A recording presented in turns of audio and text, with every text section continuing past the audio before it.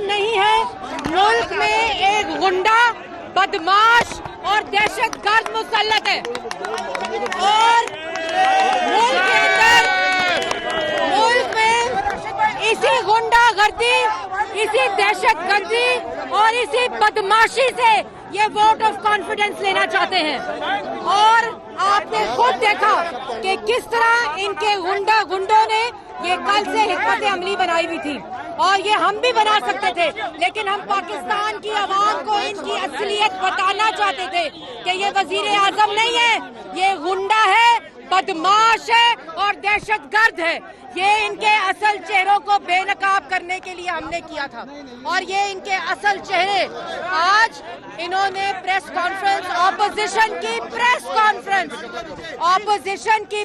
Conference इस जाली से, इस बदमाश से, इस गुंडे से बर्दाश्त नहीं होती। क्यों नहीं होती? क्योंकि ये वजीर आजम नहीं रहा, क्योंकि ये वजीर आजम नहीं था, क्योंकि ये वजीर आजम ना था, ना है और आइंदा इसकी शक्ल इस जगह पर नहीं आएगी। यहाँ इन सब लोगों के जरिए गुंडागर्दी की गई, खवातीन के ऊपर, मेंबर पार्लियामेंट्स के ऊपर, ये से हमें कोई डर नहीं, क्योंकि हम इनके चेहरे बेनकाब करने के लिए आज यहाँ खड़े हुए थे।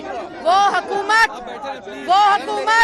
जो एहतजाज करती हो, वो हुकूमत जो गुंडागर्दी करती हो, वो हुकूमत जो बदमाशी करती हो, वो हुकूमत जो वोट चोर हो, उनके चेहरे ऐसे होते हैं, ऐसे बदमाशी करते हैं। और आज किधर है वजीर दाखिला? किधर है वो जो कहता है कि यहाँ किसी को खड़े नहीं होने देंगे? आज हम लोगों ने, नवाज शरीफ के शेरों ने इनके गुंडों को भगाया। आज हम वही प्रेस टॉक कर रहे हैं, उधर ही उन्हीं कैमरों के पास खड़े हैं।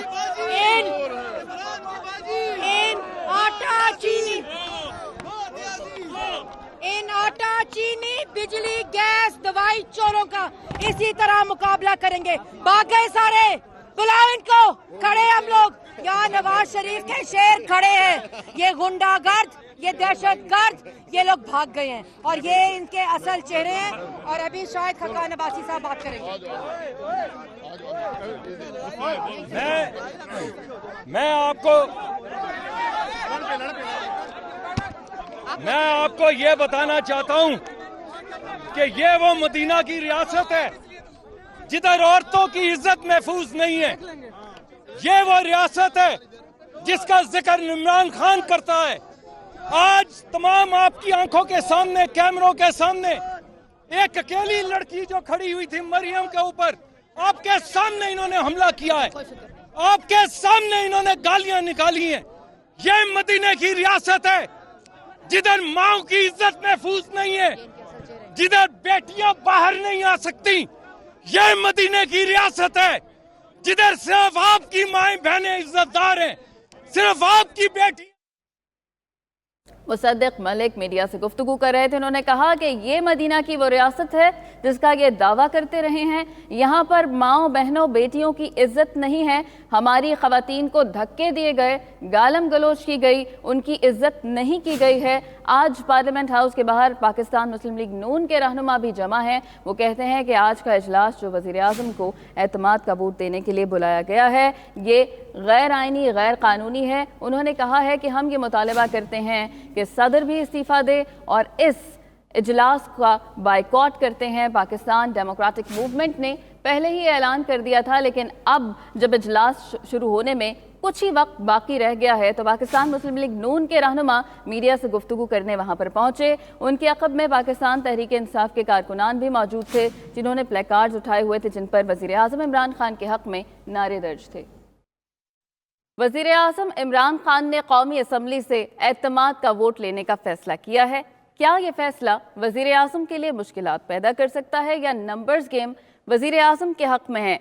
ऐवान में अरकान की तादाद और हुकूमती और अपोजिशन अलायंस के नंबर्स की अगर बात करें तो इसका अहवाल जानते हैं खुसूसी वर्चुअल रिपोर्ट में।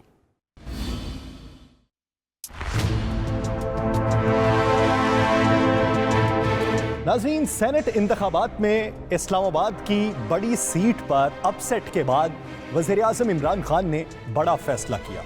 कौमी असम्बली से एतमाद का वोट लेने का ऐलान किया गया, लेकिन क्या यह अहम वोट लेना उनके लिए आसान होगा।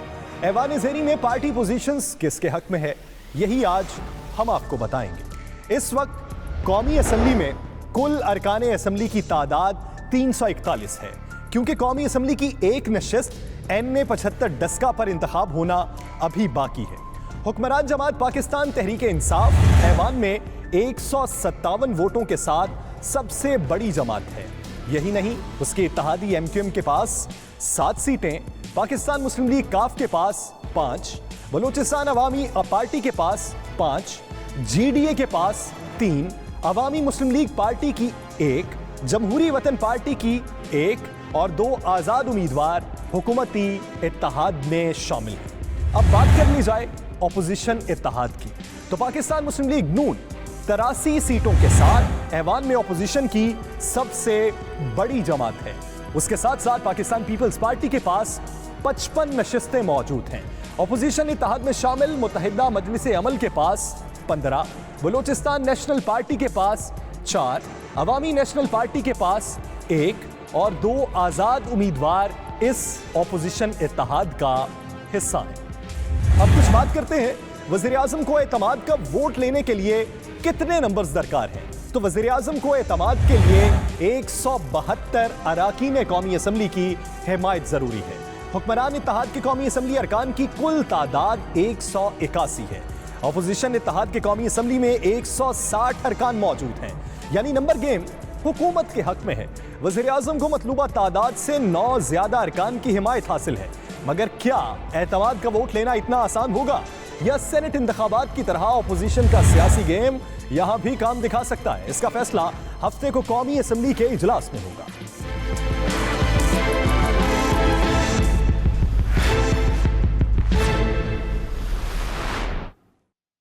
और पाकिस्तान डेमोक्रेटिक मूवमेंट की बात कर लें तो उसका सरबराही इजलास 8 मार्च को इस्लामाबाद में तलब कर लिया गया है। मौलाना फजल रहमान की ज़ेर सदारत इजलास में अहम फैसले किए जाएंगे। अपोजिशन जमातें चेयरमैन, डिप्टी चेयरमैन सेनेट के उम्मीदवारों की हतमी मंजूरी देंगी। डिप्टी चेयरमैन सेनेट के लिए नून लीग और JUI की जानिब से नाम तजवीज़ किए जाने का इम्कान है। मज़ीद जानते हैं अपने नुमाइंदे वकास बाकिर से। वकास बाकिर, PDM ने भी 8 मार्च को सरबराही इजलास बुला लिया है, इस इजलास के हवाले से मज़ीद बताइएगा। जी बिल्कुल, पाकिस्तान डेमोक्रेटिक मूवमेंट का सरबराही इजलास 8 मार्च को इस्लामाबाद में तलब किया गया है। मौलाना फजल रहमान की ज़ेर सदारत PDM के सरबराही इजलास का 2 बुनियादी नुकात और एजेंडा है, जिसमें चेयरमैन और डिप्टी चेयरमैन सेनेट का इंतखाब और मौजूदा सियासी सूरत हाल है। तो चेयरमैन डिप्टी चेयरमैन सेनेट के हवाले से PDM की सरबराही इजलास में नामों की हतमी मंजूरी दी जाएगी। इम्कान है कि JUI या नून लीग की जानिब से डिप्टी चेयरमैन सेनेट के लिए उम्मीदवार को नाम तजवीज़ किया जाएगा, जबकि अपोजिशन लीडर सेनेट के लिए भी PDM में शामिल जमातों की जानिब से नाम तजवीज़ किए जाएंगे। PDM की सरबराही इजलास में जो मुजव्वदा लॉन्ग मार्च है, जो कि 26 मार्च से जिसका आगाज होना है, उसके हवाले से भी अपनी फैसला किया जाएगा और तमाम जमातें लॉन्ग मार्च के हवाले से अपनी अपनी कारकर्दगी और तैयारियों के हवाले से सरबराही इजलास में आगाह करेंगी। मौलाना फजल रहमान जो इन 2 रोज के लिए सक्खर में मुकीम है, वो कल इस्लामाबाद रवाना होंगे और सरबराही इजलास की खुद सदारत करेंगे। सही, बहुत शुक्रिया वकास बाकिर।